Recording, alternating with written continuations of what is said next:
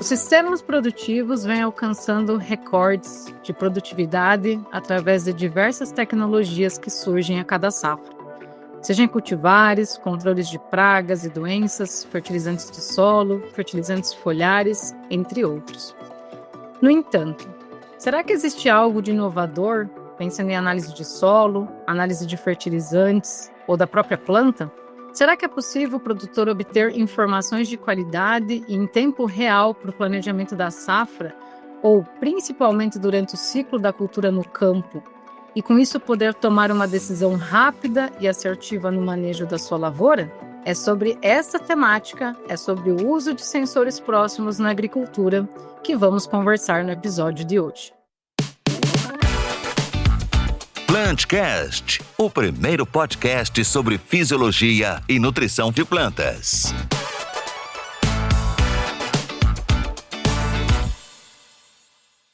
Olá, ouvintes! Sejam muito bem-vindos a mais um PlantCast, o primeiro podcast sobre nutrição e fisiologia de plantas.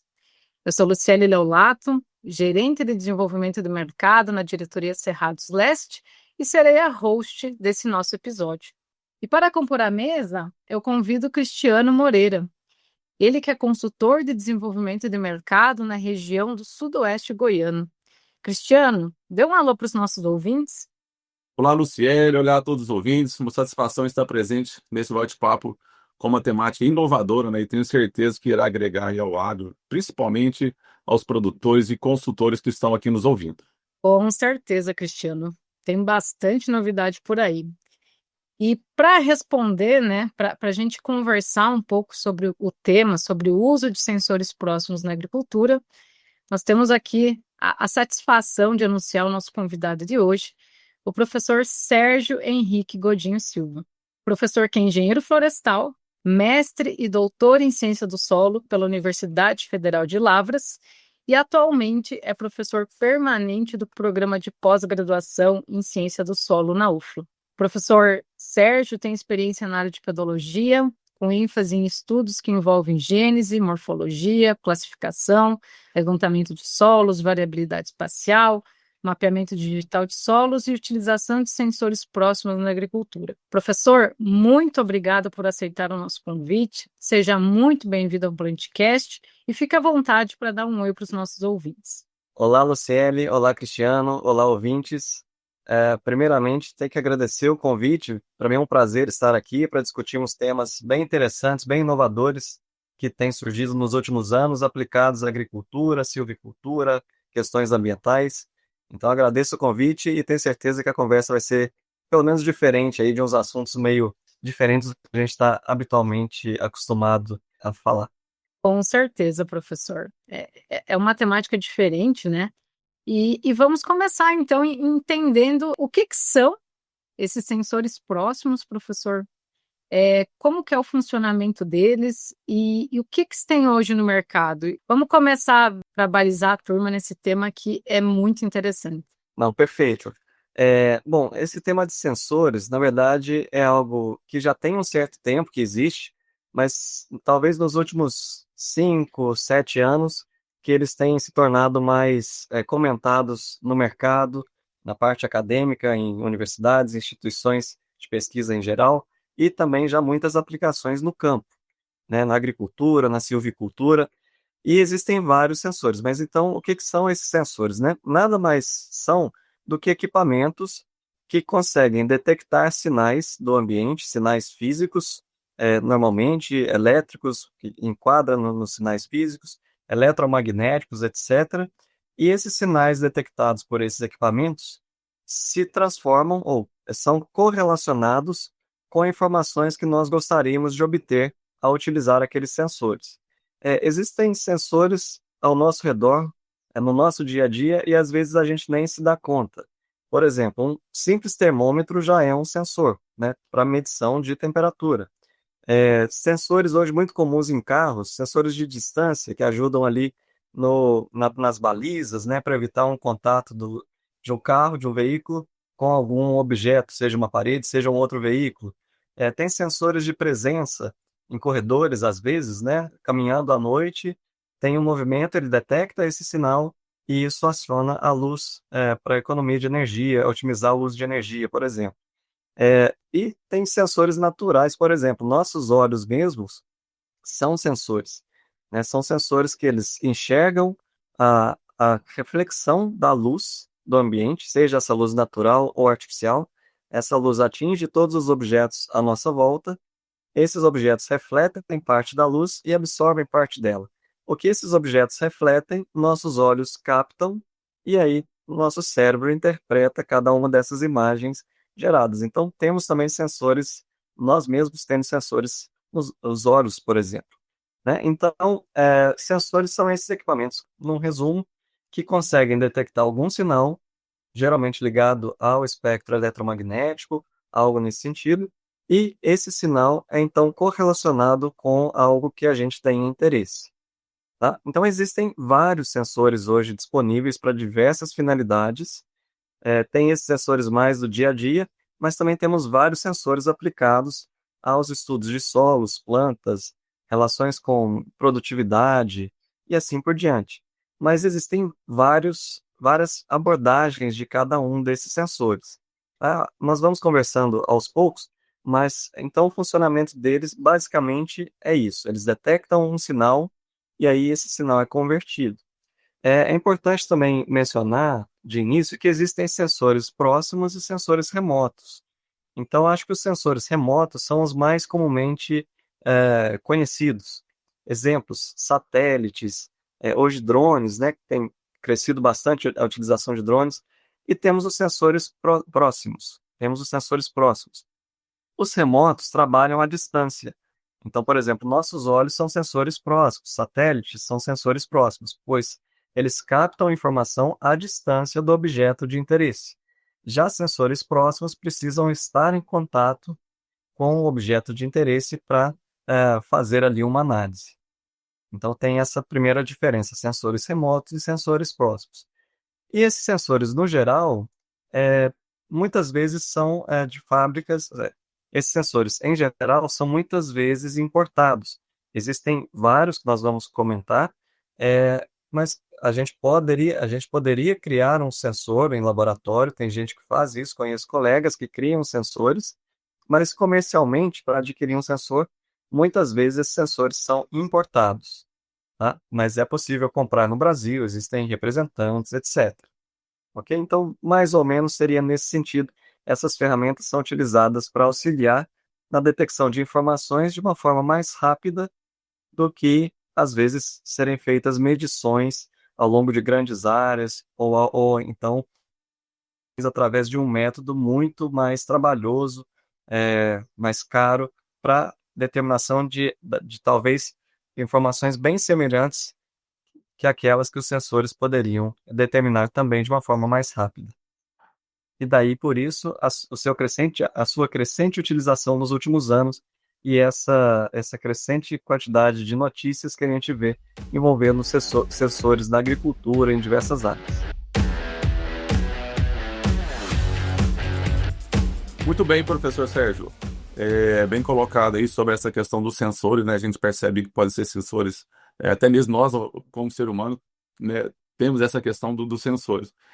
E pensando na agricultura, né, nesses sensores próximos no setor do agronegócio, né, quais são esses sensores, né, durante a universidade, durante a minha pós-graduação lá em Lavra, até inclusive nós estudamos junto no departamento de ciência do solo, né, eu trabalhava lá, viu a turma trabalhando com o PXRE, que tem um BISNIR, né. Conta para nós sobre um pouco desses sensores, tá?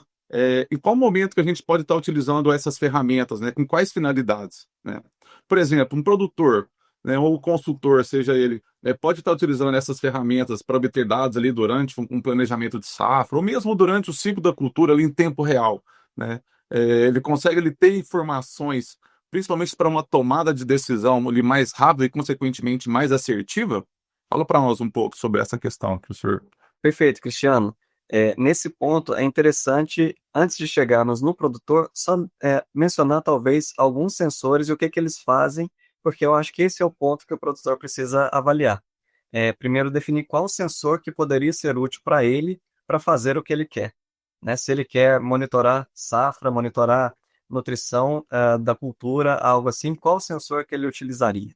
Então, para a gente abrir um pouquinho o campo desses sensores mais utilizados hoje, e existem vários, né? Mas para mencionar alguns, tem um sensor chamado suscetibilímetro magnético, ou magnetômetro, que às vezes os nomes dos sensores são um pouco estranhos, tá? Mas tendem a refletir o que eles fazem e qual faixa do espectro eles trabalham ou qual propriedade física eles estão medindo. Mas esse magnetômetro nada mais é do que um sensor capaz de determinar o magnetismo das amostras analisadas. E aí, pensando em solos, por exemplo, o magnetismo está muito associado à mineralogia do solo, aos minerais presentes ali, principalmente alguns minerais magnéticos, como magnetita, magemita principalmente. E esses minerais magnéticos estão relacionados ao material de origem dos solos, aquele material a partir do qual o solo vai se desenvolver.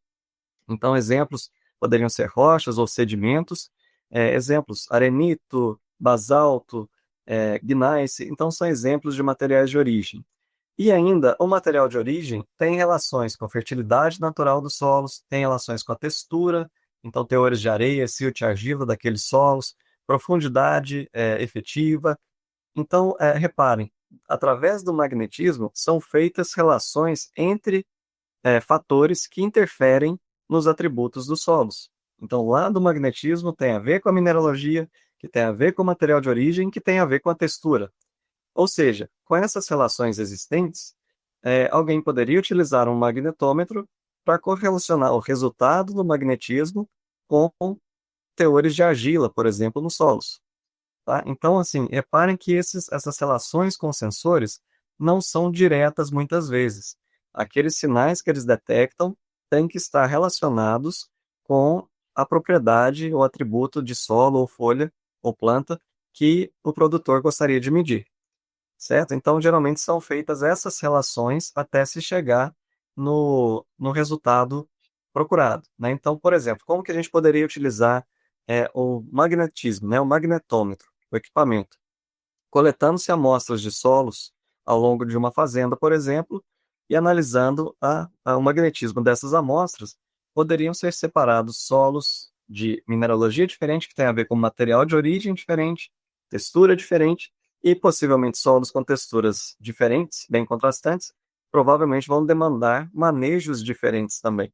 Então, seria uma forma de refinar a variabilidade espacial dos solos, dando direcionamentos para o produtor de como manejá-los de forma diferente. Eu não comentei no início, mas nós começamos a trabalhar com esses sensores, principalmente proximais, sensores próximos, embora já trabalhássemos na época também com sensores remotos, pensando justamente no detalhamento de mapas de solos. Como? Para que isso? Para detalhar ou para facilitar um manejo de precisão, uma definição de zonas de manejo para o produtor, principalmente, facilitando essa separação de solos diferentes. Porque aqui a gente vê bastante esses resultados, conversando com parceiros, com experimentos aqui na universidade, que solos diferentes se comportam de forma diferente para as plantas. Seja em termos de retenção de nutrientes, ligados então a CTC e tal, em termos de textura, em termos de porosidade. Então, solos diferentes para as plantas são também ambientes diferentes. E aí, sabendo quais ambientes de solos você tem na sua propriedade, isso direciona um manejo mais adequado para cada situação de solos. Seja escolha de variedades, questão de adubação, preparo de solo mais profundo ou mais superficial. Então, foi nesse sentido que começamos a utilizar os sensores próximos. Então, falei do magnetismo, tem também outros sensores, mais resumidamente, tem alguns bem comuns aí no mercado, várias pessoas já utilizam, um chamado condutivímetro, ou então resistivímetro. Esses sensores normalmente emitem um sinal elétrico e medem a velocidade de transmissão desse sinal e retorno desse sinal para o equipamento. E isso tem a ver com o quê? Né? Essa condutividade elétrica do solo tem a ver com a umidade do solo, tem a ver com textura. Então, a água, por ser uma boa condutora de eletricidade, solos, quando tem maior umidade, tem maior condutividade elétrica. Tem a ver também com a textura em termos de Quanto mais argiloso o solo, maior também a condutividade. Solos mais arenosos têm mais poros, mais aeração nesses poros. O ar é um mau condutor elétrico, então menor a condutividade. Tem relações com, talvez até questão de fertilidade do solo, em termos de quais nutrientes, quantos íons estão disponíveis na solução do solo. Então, tudo isso afeta a condutividade. E, de novo, reparem, a resposta não é direta. É tudo relacionado com atributos do solo que podem ser atrelados à condutividade elétrica. Então, esse é um sensor muito comumente utilizado. Outro sensor é que muitas pessoas chamam de NIR ou VISNIR. Ele trabalha de uma forma bem diferente, né? Existem dados a gente chama mais de VISNIR, dados que podem ser de satélites ou drones, e dados também de VISNIR proximal, né, em contato com a amostra. O que é esse VISNIR que bastante gente utiliza? Provavelmente muitos ouvintes aí já ouviram falar em NIR, pelo menos. Ele é um sensor, seja próximo ou remoto, que ele detecta a reflectância da luz, do espectro eletromagnético, na região do visível até o infravermelho próximo. Vis vem de visível, NIR vem de Near Infrared, infravermelho próximo. Tá? Então, esse sensor é utilizado para diversas finalidades, para solos, para plantas, para mapeamentos diversos, separação de usos da terra diferentes, para análise de madeira. Então, tem várias finalidades. Mas, de novo, o que é o resultado desse sensor? É a reflectância da luz em diversos comprimentos de onda, normalmente aí dos 300, 400 nanômetros até 2.500 nanômetros, e essa reflectância tem relação com a composição do material. Pensando em solos, composição mineralógica muitas vezes, teor de matéria orgânica, umidade e assim por diante. Então, através desses dados, tem sido possível também relacionar esses dados com atributos de solos e de vegetação diferentes. Muitas pessoas talvez já tenham ouvido falar de um índice de vegetação chamado NDVI, Índice de Diferença de Vegetação Normalizado, NDVI. O que é esse índice, né? Ele é calculado também com base nos dados de VISNIR. E com eles é possível analisar o índice mesmo de vegetação. Vegetação mais exuberante ou mais adensada, mais robusta, tende a apresentar NDVI mais elevados do que áreas com menor vegetação. Então, com isso, alguém poderia mapear como está o desenvolvimento da cultura ao longo da área, né? Aí pensando num dado de drone ou de satélite, né? Já usando o sensor próximo, aí a análise é apenas daquela amostra que foi coletada. Só mais 2 sensores que estão crescendo bastante. Hoje tem uma infinidade de sensores, então a gente leva um tempo para mostrar como eles são diferentes e quais estão disponíveis. Tem também um sensor mais recente, um sensor de cores. É semelhante ao que o VISNIR capta. O VISNIR capta, então, a região do visível ao infravermelho próximo. Tem sensores de cores que trabalham apenas na região do visível. E eles tendem a ser bem mais baratos. Mas ainda são muito poucos trabalhos, no mundo mesmo, com esses sensores. Mas poderia ser utilizado para relacionar cor do objeto de análise, seja planta, seja solo, qualquer material, com o que se tem interesse de ser acessado através das cores. Por que usar isso, né? Se a cor é tão fácil de observar, mas a cor é muito subjetiva. Então, eu enxergo uma cor diferente, provavelmente, de qualquer pessoa. Só para a gente pensar quantos tons de verde, tons de vermelho a gente tem, né? E recentemente me falaram num tom um tom de vermelho chamado Marsala. Nem sabia que existia esse nome. Então, com sensor de cores, não tem erro, né? Às vezes esse Marsala para mim é uma coisa, para vocês é outra. Com esse sensor, não. A gente já tem ali numericamente qual que é a cor daquele material analisado, né? E, por fim, tem um sensor que tem crescido muito em sua utilização, que é o chamado espectrômetro de fluorescência de raio-x portátil. O Cristiano mencionou a sigla dele no início, PXRF, né? O que é esse sensor? Que tem um nome também mais diferente. Ele é capaz de detectar o teor de elementos químicos presentes nas amostras. Amostras sólidas, líquidas Então, esse sensor pode ser utilizado para uma rápida detecção do teor dos elementos presentes ali. Em termos de, em média, leva 1 minuto para se ter o resultado. E o nome indica, ele é portátil, poderia ser utilizado em campo. Então, muitas pessoas têm utilizado esse sensor, que tem crescido muito a sua utilização no Brasil, talvez nos últimos 5, 6 anos, mas crescido bastante mesmo, para auxiliar na caracterização de solos, caracterização de material vegetal, porque aí poderia ser relacionado, por exemplo, teor de cálcio numa folha, teor de cálcio no solo, com o teor resultante de uma análise convencional, análise foliar ou uma análise de solo. Tem alguns fatores, alguns detalhes sobre isso, não é tão simples quanto parece, mas o sensor tem sido muito útil através de relações que são feitas com os teores que ele detecta dos elementos químicos versus outros atributos de interesse. Muito bem colocado, professor. Então, a gente percebe que, utilizando esses possíveis sensores, né, como você mencionou, aí, o BISNIR ou o PXRF, por exemplo, ali no campo, né, o produtor ou construtor mesmo tem a capacidade de mensurar ali, né, o teor de nutrientes na folha para possivelmente ali, em pouco tempo, ter uma tomada de decisão, né, em se vai aplicar ou realizar, aliás, uma aplicação ali nutricional e assim por diante. Muito interessante. Professor, você abriu a caixa de ferramentas, né, sobre o uso de sensores. Eu tenho certeza aqui que os nossos ouvintes, grande parte dos nossos ouvintes, assim como eu, a gente até já está acostumado um pouco a mais com o próprio NDVI, e como o professor comentou, ele acaba que é um desdobramento do BISNIR. Então, eu até tomei nota, né, desses sensores. A gente passou pelo magnetismo, o condutivímetro, o BISNIR, o sensor de cores e, por último, o PXRF. E aí a minha pergunta vem nesse sentido, professor.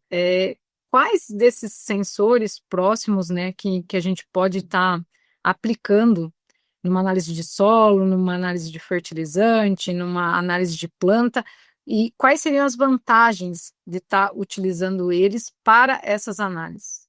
Acho que é uma excelente pergunta e bem aplicada, né? Porque o ponto é exatamente esse. Hoje a gente tem vários sensores, mas realmente, então como definir o que a gente precisa para esse ponto que a Luciele acabou de levantar? Existem alguns trabalhos mostrando alguns resultados muito interessantes para caracterização de corretivos e fertilizantes, o que é algo bem novo também. Talvez das linhas de testes, né, com sensores, talvez essa seja a mais recente, pelo menos com o PXRF, que é esse que detecta o teor dos elementos químicos. Então, por si só, já fica fácil da gente saber como que ele vai ajudar nesse caso, né, de fertilizantes. Se ele detecta o teor dos elementos químicos, a gente consegue saber rapidamente qual a composição daquele material que a gente está recebendo como fertilizante. Tem realmente aquilo que era para ter, aqueles teores e tudo mais, né?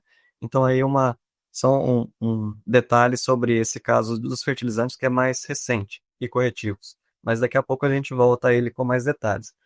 Bom, como que então o produtor poderia utilizar? Basicamente seria primeiro definir o que o produtor está precisando ter de resultados. Ele quer monitoramento da nutrição da cultura, ou ele quer planejar uma adubação, aplicação de corretivos, fertilizantes no solo, ou ele quer mapear solos para definição de zonas de manejo, pensando mais a parte pedológica, classes de solo, então latossolos, cambissolos, argissolos, que demandam manejos diferentes, e assim por diante. Então, definindo qual sensor, daria para o produtor avançar nesse sentido. O que é importante, antes da gente especificar um pouquinho mais, o que é importante ter em mente quando se usa qualquer sensor? Todos esses resultados dos sensores passam por relações com aquilo que se deseja medir. Então, medir o magnetismo, tá bom, ele vai entregar o magnetismo. Ele vai servir para quê? A gente tem que ter essas limitações bem em mente, para não usar um sensor de forma errada, né? Querer que um sensor entregue mais do que ele é capaz de entregar de resultados. Então, essa primeira definição é bem importante. Dos sensores desses mais recentes aí, e que tem dado melhores resultados, acho que dá para a gente salientar mais o PXRF, dentro da sua pergunta. Porque como ele detecta o teor dos elementos químicos, isso fica muito mais fácil de ser relacionado a, por exemplo, eh, análise foliar, que entrega já o resultado do teor dos elementos químicos de daquela folha, daquela amostra coletada, né, ou de outro material vegetal. Só que aí tem um detalhe também que a gente tem que chamar bastante atenção. Os resultados desses sensores, mesmo do PXRF, que entrega já o teor dos elementos químicos, isso é muito importante. Os resultados não são exatamente iguais ao que o método de análise foliar entrega. Ah, mas não são teores de elementos químicos? São, mas são técnicas diferentes de chegar naquele resultado. Então, o resultado direto dado pelo sensor, se a gente comparar com a análise foliar daquela mesma amostra, o resultado numérico ali de cada um dos nutrientes não vai ser exatamente o mesmo. O que que precisa então? Então não funciona, né? Isso é um problema. Muita gente às vezes pega o resultado e acha e interpreta de forma errada, mas se esquece às vezes de que são técnicas diferentes. Então os resultados têm muita chance mesmo de serem diferentes. Então como fazer? Não tem como utilizar? Não tem como utilizar. Tem sim. Como? Primeiro tem que obter uma relação entre os resultados das duas técnicas. Então, eu estou mencionando foliar porque eu acho que é o mais tranquilo para a gente entender isso e depois passar para solos. Por quê? A análise foliar é uma digestão total do material vegetal. Então, tem o resultado ali do teor total de nitrogênio, fósforo, potássio, cálcio, magnésio, enxofre, etc., que está naquela amostra. E a mesma coisa a fluorescência de raio-x. Só que eu preciso fazer correlações entre os resultados. Exemplo, imagine, vamos tentar pensar num exemplo aqui. Analisamos 5 amostras de folhas. E via PXRF, os resultados de potássio foram, não sei, vou chutar aqui, tá? Via PXRF. 1, 2, 3, 4, 5. E via análise foliar convencional, foi 01, 02, 03, 04, 05. Os resultados são muito diferentes. 1 para 0,1, 2 para 0,2, né? 10 vezes de diferença. Isso pode causar uma conclusão muito errônea, né? Se a gente se balizar por esse resultado só de fluorescência, porque imaginem entrar nas recomendações de adubação com esse resultado que está muito mais alto do que é o método de referência para tomada de decisão de análise foliar e adubação, etc. Notaram? Então, 10 vezes mais de diferença. Mas separem, é muito fácil estabelecer essa relação. Se foi via fluorescência, 1, é análise foliar convencional, 0,1. Depois, 2, foliar convencional, 0,2. Bom, tá fácil aqui de cabeça para a gente calcular qual que é a correspondência. Fluorescência está dando 10 vezes maior o resultado do que a análise convencional. Bom, tendo essa correlação, fica fácil da gente chegar numa sexta amostra, via fluorescência deu 3,5 o resultado. Via convencional seria 0,35, né? Então, assim, isso é extremamente importante para a gente não interpretar um resultado de sensor de forma errada, porque na nossa mente nós já temos os valores, mais ou menos, né, esperados para nutrientes, etc., com base no método oficial, método de referência para aquela análise, mas não pelo método de fluorescência. Então, essa correlação de resultados é fundamental. Tem que se tentar chegar nessas correlações para a gente poder aumentar a confiabilidade do resultado. E aí, chegando na conclusão, talvez, dessas aplicações, tendo essas relações bem estabelecidas, que é o principal gargalo, obter equações, obter modelos matemáticos que consigam converter resultado de um sensor no resultado de análise convencional, que nós já estamos habituados, chegando-se em modelos que conseguem fazer essa conversão bem feita, nós poderíamos acelerar demais a obtenção desses dados que nós teríamos interesse, seja análise foliar, seja análise de solo, para fertilidade, textura, matéria orgânica, carbono, etc. Mas, de novo, tudo passa pelo estabelecimento de relações entre os dados do sensor e o resultado que a gente quer que ele estime com base nessas referências de análises convencionais. Para o caso de solo, só para aproveitar, talvez surja essa pergunta, né? Estamos falando mais de folha, mas e solos, que é o que a gente mais, na verdade, tem trabalhado? Solos complica um pouquinho. O exemplo inicial foi de folha justamente por ser mais fácil de estabelecer a relação. Porque no solo, para a gente lembrar, o equipamento detecta o teor total de qualquer amostra. Só que o que as plantas são capazes de absorver, de nutrientes, etc., são aquelas formas disponíveis ou trocáveis dos nutrientes presentes no solo. A análise de fertilidade do solo entrega esses teores, não o teor total, certo? Entrega ali os teores que as plantas conseguem absorver. Ah, mas então como que o equipamento que detecta o teor total, a gente vai ter que relacionar isso com o teor trocável de cálcio, por exemplo? Sim. Então, por isso, esse foi o exemplo deixado para sequência, né? Porque aí já complica um pouco mais a relação. É possível fazer, tem vários resultados existentes já na literatura de vários grupos, mostrando que é possível. Não se chega, talvez, em uma precisão, uma acurácia tão elevada assim, que muitas vezes a pessoa fica preocupada assim, mas está errando 0,1 no teor de cálcio ali, em centimol carga por decímetro cúbico. Está errando 0,1. Ah, tá ruim o equipamento. Não, mas se a gente for pensar que o equipamento fez aquela estimativa durante uma análise de 1 minuto, sem envolver reagentes, sem gerar efluentes, e aí esse resultado foi inserido no modelo que em mais segundos chegou nessa estimativa no final, bom, tá errando 0,1 só, para centimol carga por decímetro cúbico de cálcio, bom, tá muito bom, né? No tempo que ele gastou para fazer aquilo. Então, os resultados são muito interessantes para a fertilidade, para a textura, principalmente também, teores de areia, silt, argila estimados via fluorescência de raio-x, e ainda também bons resultados para análise foliar e de fertilizantes, que talvez dos estudos feitos essa seja a linha mais recente.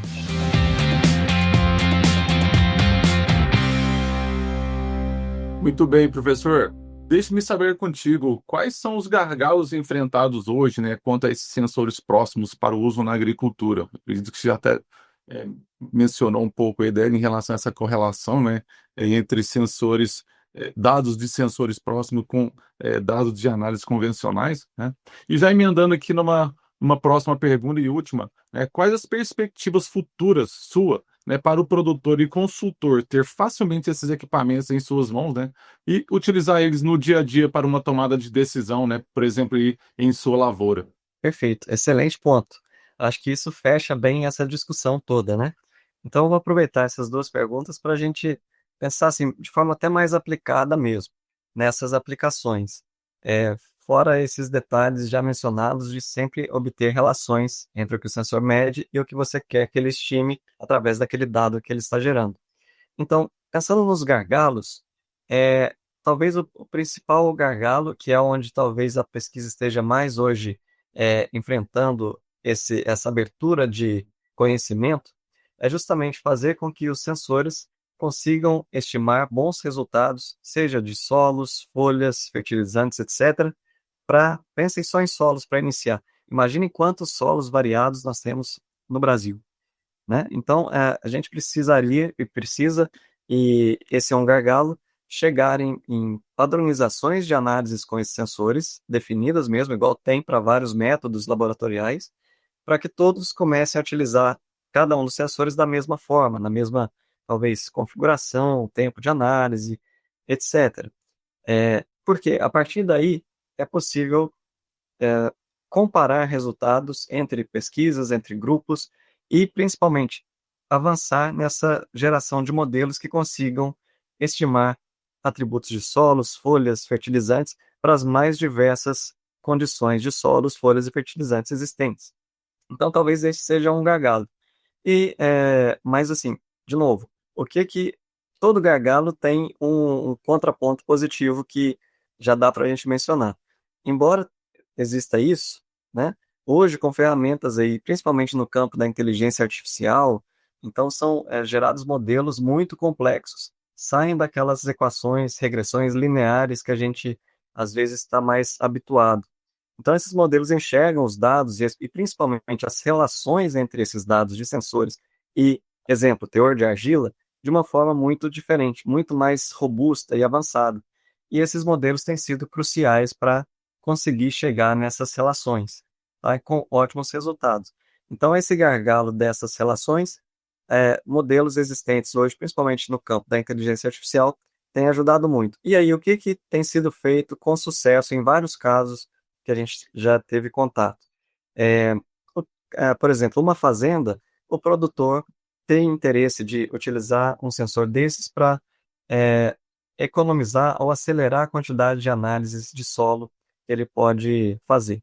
O que que o produtor precisaria fazer? Coletar amostras na sua fazenda, enviar essas amostras para análises. Vamos supor que ele queira determinar teor de argila.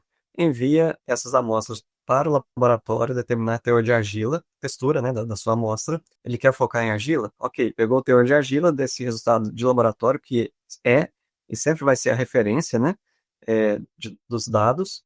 E aí ele analisa essas amostras também com o sensor que ele quiser utilizar.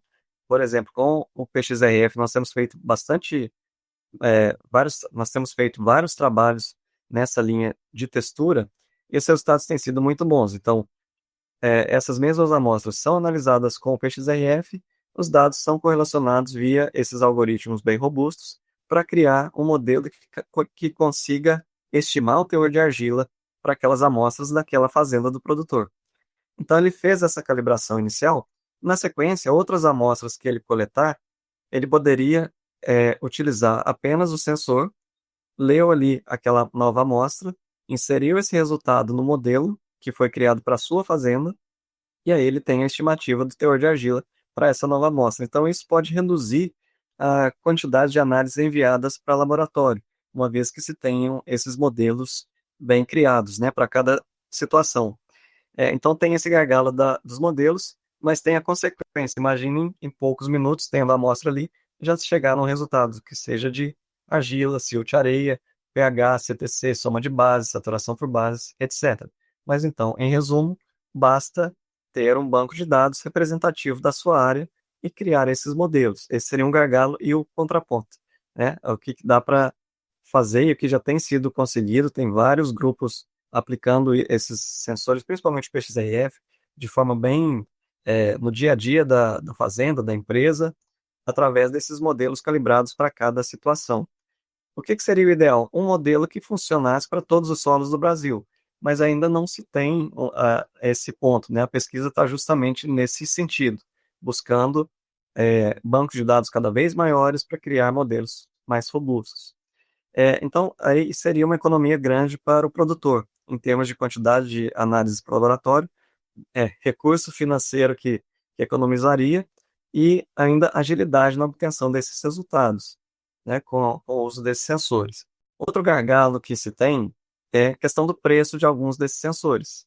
Então, esses sensores às vezes chegam na casa aí de milhares de dólares e assim por diante. Então, alguns são mais baratos, outros são mais caros, mas por contas feitas, pensando, de novo, tendo esses modelos bem calibrados, né, funcionando bem para a sua área, esses equipamentos tendem a se pagar muito rapidamente, porque a manutenção deles é menor, é mais barata, e a quantidade de economia de recursos, principalmente nessa substituição parcial de análises laboratoriais, dependendo do montante de análises que é feito por ano, assim, em torno de 1 ano e meio, 2 anos, a depender do tamanho da propriedade, da empresa, a quantidade de análises feitas, o valor do sensor é pago. Então, principalmente para quem utiliza muitas amostras de solos, folhas, fertilizantes, é uma conta que assim é bem agradável de fazer. Com um certo número de amostras, rapidamente se paga o valor do equipamento, desses equipamentos, e aí está ali para frente, né, tendo esses modelos, a agilidade da obtenção de resultados é muito rápida, né? Como eu comentei, esses sensores basicamente não exigem reagentes químicos. Então, tendo esses modelos, é muito fácil utilizar os sensores. Mais talvez complicado seria gerar os modelos, mas que é possível com uma base de dados representativa da área de interesse. E aí, a agilidade vai muito além do que se imagina. Bom, então acho que de gargalos seriam mais ou menos esses dois, mas que, de novo, embora sejam gargalos, dá para contorná-los, né? Eles podem ser contornados aí, com o que já se tem hoje de aplicações de testes com diversas amostras de diversos materiais. Bom, e na última questão sobre perspectivas futuras, o que temos visto é muito essa questão de aumento do uso de sensores mesmo. Porque a gente está hoje totalmente conectado, né? O celular chega uma notificação a todo momento, temos sinal de internet, alguém te acha em qualquer lugar do mundo, no mesmo momento, né? Simultaneamente você recebe uma mensagem, uma ligação, e a mesma coisa funciona para tomadas de decisão. Então, buscando agilidade em planejamento de plantio, preparo de solo, etc., ou o que foi comentado pelo Cristiano lá no início, questão de, às vezes, monitorar a nutrição de alguma cultura e agir antes dos sintomas aparecerem, que já tenderiam a limitar ou a prejudicar a safra, né, a quantidade produzida. Então, esses sensores, como perspectivas futuras, podem auxiliar muito nesse monitoramento da lavoura, é, preparo de solo, etc., compras de corretivos e fertilizantes, a quantidade que vai ser necessária, como? Agilizando a obtenção de resultados de análises de solo, por exemplo, ou análises foliares, até a questão de conferir teores presentes em corretivos e fertilizantes de diversos elementos, nutrientes ou não. Então, isso também pode agilizar bastante, né? Em vez de esperarmos talvez 10, 15 dias para obtermos o resultado de uma análise de laboratório convencional, tendo-se essas relações bem estabelecidas, em poucos minutos você tem essa resposta. Então, isso contribui muito para um ganho de tempo, de planejamento e de tomadas de decisões, de ações a serem desenvolvidas naquele plantio, algo nesse sentido. Então, como perspectivas futuras, o uso cada vez maior desses sensores tende a acelerar bastante essa caracterização de materiais, planejamento de ações a serem desenvolvidas, né? Lembrando, assim, que gostaria de frisar mais uma vez, que esses sensores servem para várias finalidades. Cada um detecta um sinal que pode ser relacionado com algumas coisas, né? Talvez poucos desses mencionados sirvam para várias finalidades. Dentre eles, talvez, assim, daria para a gente mencionar vendo os testes e conduzindo testes aqui também, PXRF e Visnir. Eles têm múltiplas aplicações, né? Tem diferença de valor nos dois, tem diferença de dados resultantes deles, tem diferença de tratamento de dados para as estimativas, para os modelos de predição, tem várias diferenças, mas eles têm múltiplas funcionalidades, múltiplas aplicações. Então, a questão de tomada de decisão seria muito facilitada, muito acelerada, mas, de novo, sempre a gente tem que definir exatamente o sensor que vai mais nos ajudar e, principalmente, sempre testar se aquele sensor consegue entregar o que você quer.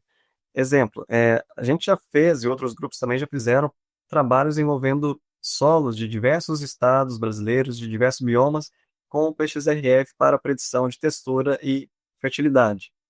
Então, existem na literatura alguns desses modelos propostos, né, algumas equações e tudo mais. Então, eu acho que isso vale chamar a atenção também pelo seguinte: às vezes alguém encontra um modelo desses na literatura, em alguma reportagem. Como assim um modelo? Uma equação que vai estimar a argila do seu solo quando você tiver os dados de Visnir, ou de PXRF, ou de um sensor de cores, qualquer um desses sensores. Mas esse modelo, é bom a gente lembrar que foi gerado, às vezes, não para a sua área. Foi gerado contemplando diferentes solos que talvez abranjam solos semelhantes aos da sua área. Mas é sempre importante testar se aquele modelo criado com outra base de dados está realmente entregando resultados acurados, as estimativas estão corretas para a sua área também, né? Eu acho que essa é uma outra perspectiva futura, é que a gente realmente consiga chegar nesses modelos que se apliquem com alto nível de acerto para diversos solos ou diversas culturas, em caso de análise foliar, e a mesma coisa a questão de fertilizantes. Já está bem avançado na questão de solos, certo? E de folhas. Isso já está bem avançado, tem vários grupos começando a utilizar isso de forma prática mesmo, no dia a dia, para tomadas de decisão das fazendas, empresas, etc. Mas todos, de novo, criaram modelos específicos para as suas condições, né? Então, como perspectiva futura, talvez um modelo que funcionasse para qualquer condição é uma expectativa que todos que trabalham nessa linha tendem a ter, né? E almejam conseguir. E, finalmente, existem programas para melhoria de mapas de solos, etc., que estão muito vinculados a zonas de manejo e tudo mais. Então, dados desses sensores principalmente dados de sensores remotos, que já são utilizados há mais tempo também para esse sentido, mas ainda com esse complemento bem forte dos sensores próximos, melhoria de mapas de solos é algo que pode também ajudar bastante nessa questão de entender quais solos tem na propriedade, mas para quê? Só para saber isso? Não, é aquilo que a gente comentou no início. Cada solo vai se comportar de uma forma para a planta, para a cultura. Então, até questão, às vezes, de definição de melhores variedades, cultivares, de acordo com os solos que você tem na área, ele consegue reter mais umidade ou menos umidade. Se tiver um veranico, em qual solo as plantas vão sofrer mais? Nesse aqui. Bom, então aqui vamos escolher uma variedade que seja um pouco mais resistente à falta d'água, né? O clima está desse jeito, está mudando, né? Então a gente poderia utilizar esses sensores para essas diferentes finalidades e acho que essas perspectivas futuras são múltiplas mesmo. Depende bem do interesse de cada um, qual o seu foco ali, mas eles têm fornecido muito bons resultados na grande maioria dos testes utilizados para diversas finalidades.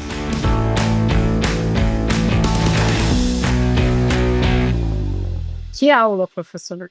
Muita informação nova, muita informação de qualidade.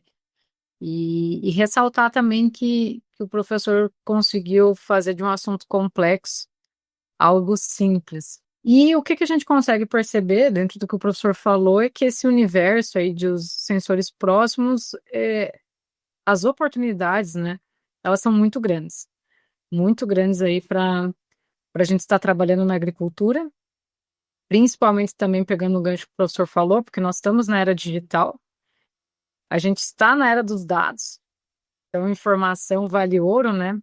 E é algo que de fato veio para dar mais eficiência ao sistema produtivo. A gente, quando pensa em tecnologia, sempre lembra de cultivar nova, enfim, de outras possibilidades, de produtos diferentes no mercado. E agora a gente está falando algo que de fato consegue mensurar e nos trazer informação de qualidade e praticidade na tomada de decisão no manejo. Então, de fato, professor, é um tema extremamente relevante, diferente e que nós poderíamos passar horas aqui ouvindo você falar pela robustez, pela quantidade de dados, informações e pelo seu conhecimento. Muito obrigada por compartilhar tanta informação conosco, com os nossos ouvintes. A gente vai chegando ao final desse episódio, mas mais um excelente episódio. Gostaria de agradecer a você que nos acompanhou até aqui. E eu vou passar a palavra agora para o Cristiano. Cristiano, por favor, deixe as suas considerações finais. Obrigado, Luciele, obrigado a todos os ouvintes e obrigado principalmente a você, professor Sérgio, por aceitar esse convite em contribuir conosco sobre esse assunto bastante inovador. Só tenho a agradecer. Isso aí, Cristiano, a gente agradece, professor, mais uma vez pela sua participação, por compartilhar tanto conhecimento conosco. E também a gente gostaria de abrir um espaço para você divulgar para os nossos ouvintes onde que eles podem encontrar, saber de um projeto seu, enfim, como que eles podem dar continuidade a esse conhecimento, né? Buscar informações sobre o uso de sensores próximos. Perfeito. Mas antes disso, eu que agradeço mais uma vez, Luciele e Cristiano, pelo convite. Foi um prazer participar aqui com vocês. Obrigado por essa oportunidade e também pela oportunidade de podermos falar um pouco sobre esses assuntos mais diferentes e que estão ficando cada vez mais comuns no mercado, dados de sensores próximos, remotos, etc., com os nossos ouvintes também, que às vezes já ouviram falar de alguns sensores e tudo. Então, obrigado por essa possibilidade de podermos avançar um pouquinho no que as pesquisas nas universidades estão fazendo com esses sensores e justamente as aplicações bem práticas mesmo da utilização desses novos equipamentos aí cada vez mais comuns. Então, muito obrigado mais uma vez e obrigado aos ouvintes que estão acompanhando também. E contato, talvez o mais fácil seja por e-mail, se alguém tiver interesse em perguntar mais sobre esses sensores, etc., ou algo nesse sentido. Meu e-mail é sergio.silva@ufla, a Universidade Federal de Lavras, ufla.br. E também aproveito a oportunidade, Luciele, de convidar a quem tiver interesse maior nessa área de solos. Nós temos um canal no YouTube e um perfil no Instagram junto com mais 3 colegas, 2 aqui da Universidade Federal de Lavras e um do Instituto Federal Sul de Minas, campus de Muzambinho, aqui no sul de Minas. Esse canal é chamado Entusiastas do Solo. Então lá a gente posta vídeos, tem várias questões que às vezes encontramos em campo, situações diferentes que a gente gosta de compartilhar com quem gosta desses estudos de solos.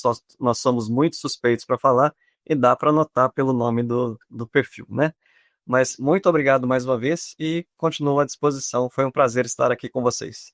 Espero que tenha conseguido falar um pouco mais sobre essas novidades e conseguido fazer alguns assuntos mais críticos, algumas questões que a gente tem que levar em conta quando a gente trata de sensores. Professor, já estou seguindo vocês nas redes sociais, obrigada por compartilhar. E para os nossos ouvintes, mais uma vez aí agradecer por vocês estarem conosco em mais um episódio do Plantcast. Não deixe de nos avaliar, seguir o nosso programa no seu aplicativo de preferência e também nos siga aí nas redes sociais, Facebook, Instagram, YouTube e também no TikTok. Um grande abraço e até o próximo programa. O Plantcast é uma produção da ICL, Impacto para um Futuro Sustentável.